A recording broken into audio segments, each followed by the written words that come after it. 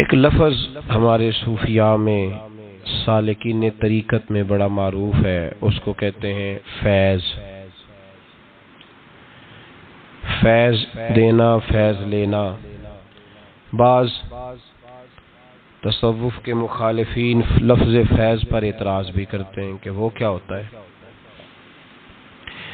نبی پاک سید عالم صلی اللہ تعالی علیہ وآلہ وسلم کی سنت اور شریعت میں اور دین میں اس کا پورا ایک مقام ہے۔ علم دو قسم کے ہوتے ہیں، ایک خبر کا علم ہوتا ہے اور ایک نظر کا علم ہوتا ہے۔ خبر کا علم سامنے پٹی پہ بیٹھ کے استاد رٹا کے یاد کرا کے سمجھا کے دیتا ہے، اور یہ جو نظر کا علم ہوتا ہے، یہ بعض اوقات کسی درویش کی موج آتی ہے اور کسی سے راضی ہوتا ہے تو وہ بس اس طرح کی دعا کرتا ہے کہ اللہ سارے مسئلے حل فرما دیتا ہے، سینے روشن کر دیتا ہے رب تعالی۔ اقبال نے کہا، خرد کے پاس خبر کے سوا کچھ اور نہیں، پر تیرا علاج اب نظر کے سوا کچھ اور نہیں، تیرا علاج نظر کے سوا کچھ اور نہیں، تجھے اب کسی کی نظر کی ضرورت ہے۔ اور اس نظر کا حال کیا ہے؟ اقبال خود کہتے ہیں، نہ تیغ و تیر میں نہ لشکر و سپاہ میں ہے، نہ تیغ و تیر میں نہ لشکر و سپاہ میں ہے، جو بات مرد قلندر کی بارگاہ میں ہے، نہ تیغ و تیر میں نہ لشکر و سپاہ میں، جو بات مرد قلندر کی بارگاہ میں ہے۔ اس وظیفے پہ غور فرمائیے جو میں عرض کر رہا ہوں۔ سورۃ رحمان کے میں نے ابتدائی 2-3 کلمات تلاوت کیے۔ قریش مکہ یہ کہا کرتے تھے کہ نبی پاک صلی اللہ تعالی علیہ وسلم کو کوئی بشر سکھاتا ہے، معاذ اللہ، کسی آدمی سے سیکھ کے آتے ہیں تو ہمیں آیتیں بتاتے ہیں آگے۔ اللہ کریم نے فرمایا الرحمن علم القرآن، فرمایا کوئی بشر نہیں سکھاتا، رحمان خود انہیں قرآن سکھاتا ہے، رحمان نے خود قرآن سکھایا۔ خلق الانسان، اور پھر میں نے اس انسان کامل محمد عربی کو پیدا فرمایا ہے۔ حضور امی ہیں۔ امی کا معنی معاذ اللہ بعضوں نے اپنی قرآن پاک کے ترجمے کیے تو امی کا معنی ان پڑھ کر دیا ہے، حالانکہ امی کا معنی ہے بغیر پڑھا ہوا، جو دنیا میں کسی سے پڑھا نہ ہو، جو پڑھ کے آیا ہو اسے امی کہا جاتا ہے۔ نبی پاک صلی اللہ علیہ وسلم کو خود رب کریم نے پڑھایا۔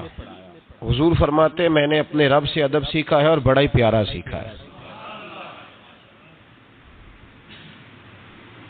قرآن مجید نے کہا کہ محبوب کا تو یہ حال ہے کہ اب یہ اپنی مرضی سے بولتے ہی نہیں۔ رب فرماتا ہے یہ میرے نگاہ کرم میں رہتے ہیں۔ وما ينطق عن الهوى ان هو الا وحی یوحی، یہ اپنی مرضی سے کوئی بات نہیں کرتے، وہی کرتے ہیں جو رب انہیں وحی ارشاد فرماتا ہے۔ یہ علم ڈائریکٹ اللہ تعالیٰ نے اپنے محبوب کو عطا فرمایا۔ یہ قرآن مجید کی 2 جگہ سے میں نے سورہ نجم بھی پڑھی ہے، سورہ رحمان بھی پڑھی ہے۔ ہم آپ کو ہر چیز کی دلیل قرآن و سنت سے دیتے ہیں۔ تو فرمایا اللہ کریم نے کہ میرا حبیب اپنی مرضی سے بولتا نہیں، جب میں حکم دیتا ہوں تو۔ اب سنیے ترمذی شریف کی حدیث، نبی پاک علیہ السلام معراج کا واقعہ بیان کرتے، حضور فرماتے میں نے اپنے رب کا دیدار کیا، اور رب تعالی نے اپنا دست قدرت، اللہ نے اپنا دست قدرت، دست مبارک، حضور فرماتے رب نے، اللہ نے اپنا دست قدرت میری پشت پہ رکھا اور میں نے اس کی ٹھنڈک سینے میں محسوس کی۔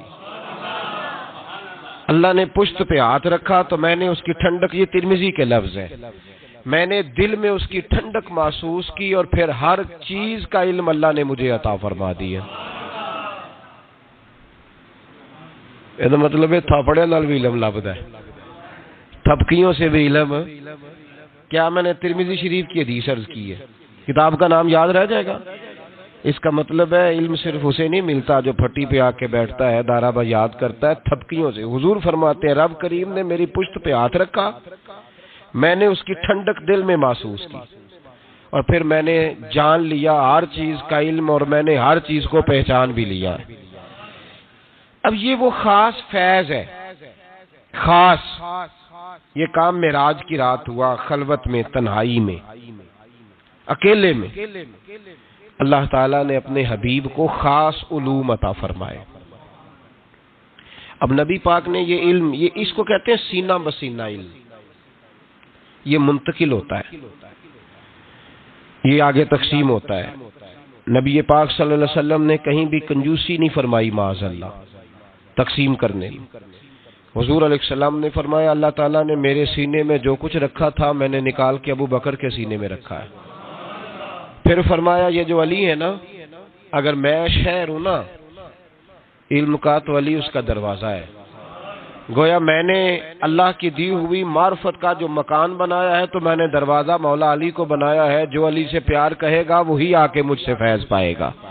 انا مدینۃ العلم وعلی بابھا۔ تو حضور نے اپنے غلاموں میں وہ علم بانٹا، نبی پاک نے اپنے غلاموں میں وہ علم بانٹا۔ حضرت عمر نے خواب دیکھا، کہا یا رسول اللہ میں نے خواب دیکھی ہے، آپ دودھ پی رہے تھے اور دودھ کچھ بچ گیا ہے تو آپ نے مجھے دیا ہے، اس کا کیا مطلب ہے؟ تو حضور نے فرمایا میں نے تجھے اپنے علم کا فیض عطا فرمایا ہے، میں نے تجھے اپنے علم کی برکت دی ہے۔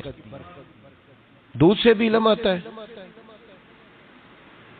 جی، دودھ سے بھی علم آتا ہے۔ لوگ تو کہتے ہیں تسی پھوکاں دے لگے ہو، بھائی دودھ سے بھی علم آتا ہے۔ حضور فرما رہے ہیں کہ میں نے بچا ہوا دودھ تجھے دیا ہے۔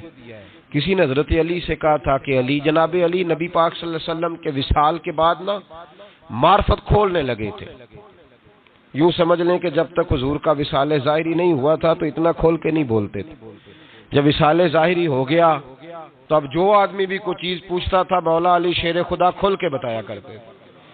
تو کسی نے کہا علی اب جو انشراح صدر ہم دیکھ رہے ہیں، اب جو سینہ کھلا ہوا دیکھ رہے ہیں، پہلے یہ رنگ نہیں تھا، میں تو کہوں گا ادبن خاموش تھے۔ بڑوں کی مجلس میں ادبن بھی بہت سارے کام نہیں کیے جاتے، ادبن خاموش تھے، لیکن حضرت علی نے وجہ بتائی۔ آپ فرمانے لگے جب میں نے نبی پاک کو غسل دیا نا وصال کے بعد، تو محبوب پاک علیہ السلام کے ابرو مبارک پر، پلکوں پر، ابروؤں پر پانی کے تھوڑے تھوڑے قطرے تھے۔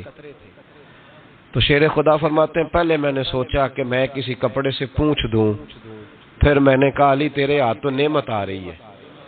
فرماتے ہیں میں نے گردن کو جھکایا اور وہ میں قطرے چوس گیا، بس وہ اندر جاتے گئے ہیں اور دروازے کھلتے گئے ہیں۔ اب ذرا غور کرو میری بات پہ، قطروں سے بھی علم آتا ہے۔ ہمارے ہاں نا اگر فیض دینے کا رواج نہیں تو لینے کا بھی کوئی نہیں۔ ہمارے ہاں طویل شوید لینے کا رواج ہے، دعا شعا کرانے کا رواج ہے، اپنے مسئلے بتانے کا رواج ہے۔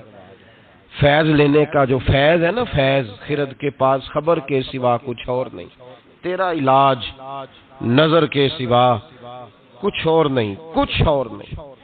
یہ جو ایک صحابی ہیں حضرت وابصہ رضی اللہ تعالیٰ، مسند امام احمد بن حنبل میں موجود ہے، فرماتے ہیں کہ میں اپنے گھر میں بیٹھا تھا تو میرے دل میں ایک چیز آئی، خیال آیا کہ میں حضور سے پوچھوں نا جا کے بلا، دل میں، زبان سے نہیں میں نے ادا کیا، دل میں خیال آیا کہ میں آج حضور سے جا کے پوچھوں نا کہ نیکی کیا ہوتی ہے اور شر کیا ہوتا ہے۔ فرماتے ہیں یہ ارادہ کر کے میں مسجد میں چلا گیا، تو مسجد میں پہنچا تو جماعت ہو گئی تھی۔ یہاں ایک روایت یوں ہے کہ جماعت میں شامل ہو گیا پر جگہ مجھے پیچھے ملی۔ آپ فرماتے ہیں نبی پاک صلی اللہ علیہ وسلم نے فرمایا ادن منی یا وابصہ، نماز کے بعد فرمایا وابصہ یار قریب آ جا۔ حضرت وابصہ کہتے ہیں میں قریب آ کے بیٹھ گیا تو حضور نے فرمایا ادن منی یا وابصہ، چل وابصہ تھوڑا اور قریب آ جا۔ کہتے ہیں میں دوسری تیسری صف میں تو فرمایا ادن منی یا وابصہ، چل یار تھوڑا اور نیڑے آ جا۔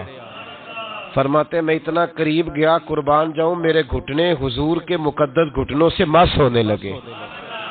تو نبی پاک صلی اللہ علیہ وسلم نے فرمایا کیسے آئے ہو؟ میں بھی چپ ہی تھا۔ حضور نے فرمایا کوئی بات پوچھنے آئے ہو نا، کوئی بات پوچھنے آئے ہو؟ عرض کی حضور ہاں۔ کہتے میں نے دل میں سوچا تھا، زبان پہ تو لفظ ہی نہیں تھے۔ نبی پاک نے فرمایا میں نہ تجھے بتاؤں تو کیا پوچھنے آیا تھا؟ تو کہے تو میں نہ تجھے بتاؤں، کہو تو راز حیات کہہ دوں، حقیقت کائنات کہہ دوں۔ وہ بات کہہ دوں جو پتھروں کے دلوں کو بھی پاش پاش کر دے؟ کر دوں بات؟ عرض کی محبوبہ اگر آپ کہہ دیں پھر تو موجے لگ جائے نا، پھر تو کیا بات ہے اگر آپ کہہ دیں؟ تو نبی پاک نے فرمایا تو خیر اور شر کے بارے میں پوچھنے آیا تھا، نیکی اور بدی کے بارے میں پوچھنے آیا تھا؟ تو حضرت وابسہ کہتے ہیں میرا سینہ کھل، ہاں ہاں حضور یہی پوچھنے آیا تھا۔ فرماتے محبوب نے ہاتھ اٹھایا، فضا میں بلند کیا اور میرے دل پہ مارا، سینے پہ رکھا، فرمایا سوال میں نے بتا دیے ہیں، جواب اپنے دل سے لے لے، میں نے تیرے دل کو ہی عالم دین بنا دیا ہے، جب اپنے دل سے جا کے فتویٰ پوچھ لے۔ یہ کون سا علم ہے جناب؟ سینے پہ ہاتھ رکھنے سے بھی علم آتا ہے، دودھ پینے سے بھی علم آتا ہے، چہرے پہ لگے ہوئے پانی کے قطرے کوئی آدمی چوس لے تب بھی علم آتا ہے۔ خرد کے پاس خبر کے سوا کچھ اور نہیں، تیرا علاج نظر کے سوا کچھ اور نہیں۔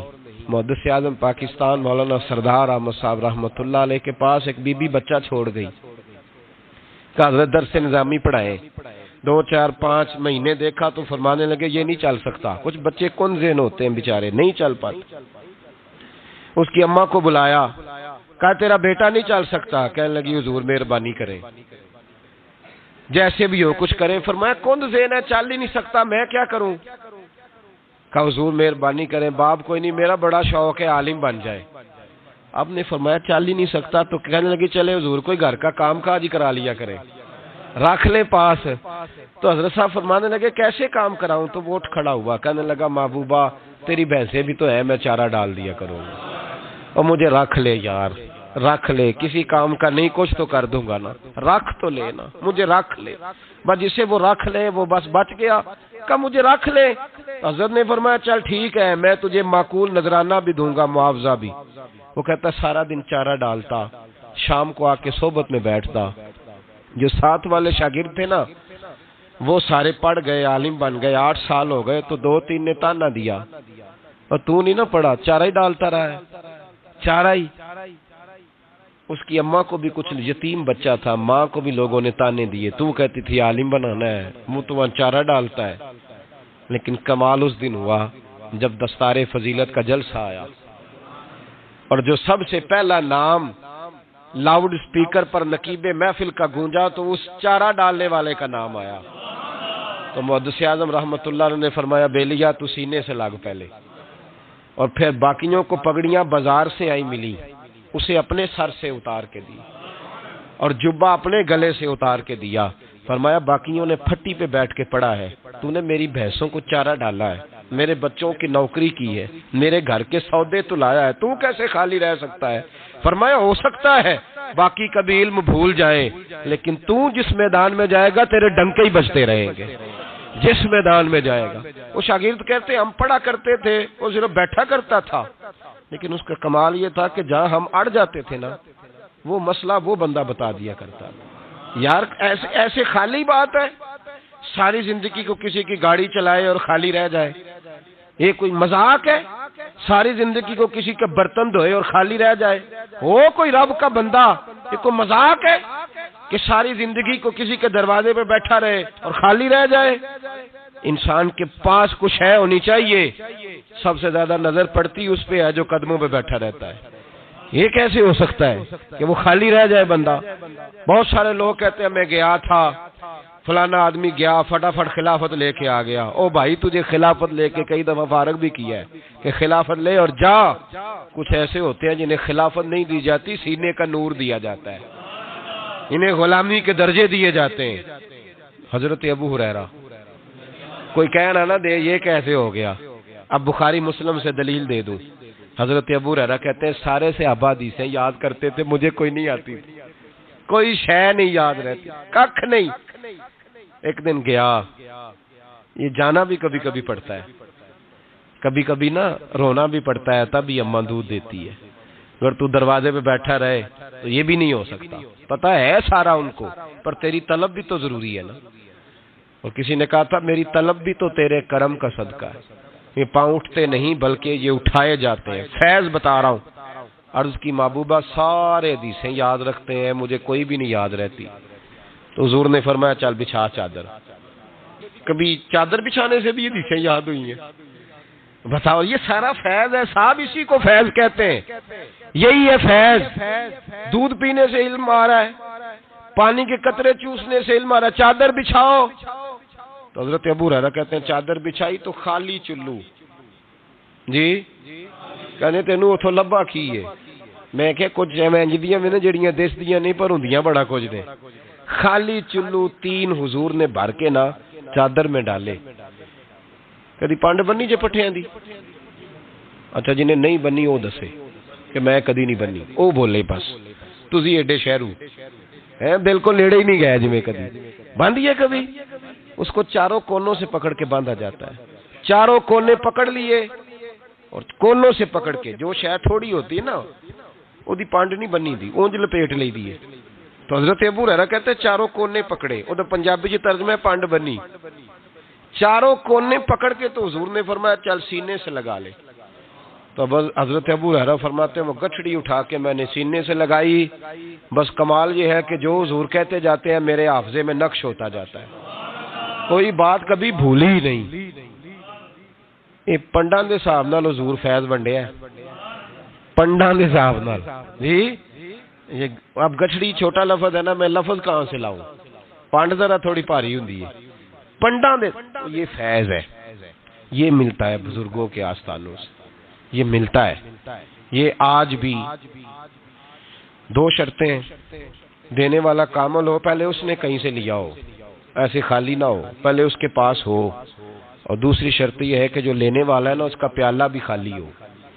اگر وہ پہلے سے بھرا ہوا ہے نا، صوفی ہے، پہلے ہی بڑا درویش ہے، پہلے ہی بڑا پڑھا لکھا ہے، پہلے ہی بڑے مسئلے آتے ہیں، وہ پیر صاحب کوئی مشورہ دے لیتا ہے ٹائم نکال کے، تو پھر نہیں۔ تو بھائی یاد رکھو یہ فیض ہے، یہ ملتا ہے۔ یہ اگر علم کا فیض بند نہیں ہوا تو نظر کا فیض بھی بند نہیں ہوا۔ اگر حدیثیں پڑھی جا رہی ہیں، پڑھائی جا رہی ہیں، تو نظر کا فیض بھی اسی طرح دیا جا رہا ہے۔ تو کسی شاعر نے کسی درویش کے سامنے کھڑے ہو کے منت کی تھی اور اس نے کہا تھا تیری ایک نظر کا کمال ہے پر میری زندگی کا سوال ہے، اب مہربانی کر، توجہ کر۔ تو میرے بھائی یہ جو عرس ہوتے ہیں نا بزرگوں کے، عرس، یہ عرس والے دن فیض عروج پہ ہوتا ہے۔ عرس والے دن، عرس کا لغوی معنی شادی ہے۔ نبی پاک صلی اللہ علیہ وسلم نے فرمایا جب کوئی مومن کامل نکیرین کے نکیروں کے سوالوں کے صحیح جواب دے دیتا ہے تو فرشتے کہتے ہیں نم کا نومت العروس، اس طرح سو جا جیسے دلہن سویا کرتی ہے۔ تو عرس یہ نکلا ہے اس موقع سے جس دن کوئی دلہا بنا ہوتا ہے۔ تو اس دن جو اللہ کے جو ولی ہوتے ہیں نا، یہ پورے عروج پہ ہوتے ہیں۔ پتہ ہے نا دولہے کے پاس کتنے لوگ آتے ہیں؟ پہلے کبھی نہیں آتے، بعد میں روز آتے، کہنا میرے بھی بندے نے۔ کتنے آتے ہیں؟ عرس والے دن جو صاحب عرس ہوتے ہیں نا، ان کا کرم، ان کا فیض عروج پہ ہوتا ہے عرس والے دن، خاص دنوں میں۔ اس لیے اہل اللہ کے عرس کیے جاتے ہیں، اور عرس کے دنوں میں بعض لوگ زیادہ توجہ کرتے ہیں عرس کے، اس لیے ہم لوگ عرس والے ہیں، اس لیے کہ ہمارے بزرگ خالی نہیں، وہ آج بھی فیض تقسیم کرتے ہیں۔ عرس والے دن جو محروم رہ گیا وہ محروم رہ گیا، سمجھ لیں دینے والے عروج پہ ہوتے ہیں، انہوں نے دروازہ کھولا ہوتا ہے کہ آ جاؤ لے لو کوئی چیز۔ ہو سکتا ہے آپ کو 2 دیہاڑی دکان پہ اتنا نہ میسر آیا جتنا آپ کو عرس پہ آنے کی وجہ سے میسر آئے، اور یہ عام ہے ہر سلسلے کے لیے۔ کسی بھی سلسلے کا بزرگ ہو نا، بابا صاحب کا عرس ہو، کسی کا بھی، تو وہ نوازتے ہیں۔